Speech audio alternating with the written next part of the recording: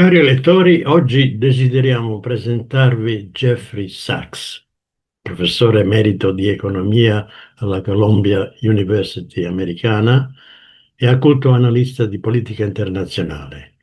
In una recente intervista il professor Sachs non ha usato mezzi termini nel definire Donald Trump delusional, ovvero profondamente fuorviato nelle sue valutazioni in materia di politica estera.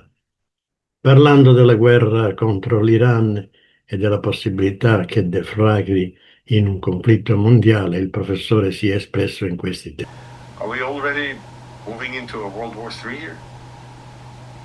We are probably in the early days of World War III, and the question will be whether it is contained. But we're already in a global war because there's a war in the Western Hemisphere underway. And even as the attention is on Iran, Trump is signaling in his not so subtle way that the U.S. will take Cuba. This could very well happen. The war in Ukraine, of course, continues. The war in the Middle East is now across the Middle East. The war between Pakistan and Afghanistan is perhaps somehow related to this. Iranian vessels, an Iranian naval vessel was sunk off the coast of India. And for all of these reasons, fighting is across the world. The fighting is at least loosely linked. We don't know how closely linked it is.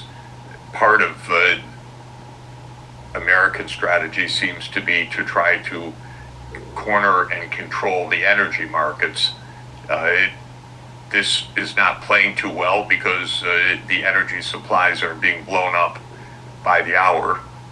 And so we're entering also a worldwide energy crisis that is likely to be extremely serious. And as they say, it's not yet been priced into the markets. This is the usual way that cataclysmic global events are turned into financial jargon.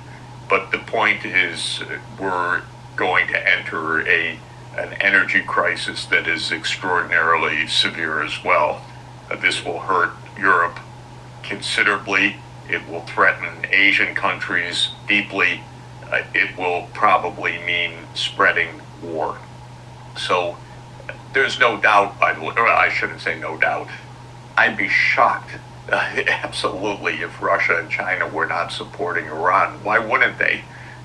They have a strategic relationship with Iran. China depends on Iran for oil. The United States is basically at war with China, and much of what the United States is doing is really aimed at China. For example, cutting off Venezuelan oil supplies to China, now aiming to cut off Russian oil supplies to China, though the waiver was just lifted because of the chaos, aiming to cut off Iranian supplies to China. So if China isn't supporting Iran, something's wrong with all our textbooks, that's for sure. If China were to stand by and let the U.S. take over the world, that would be quite strange.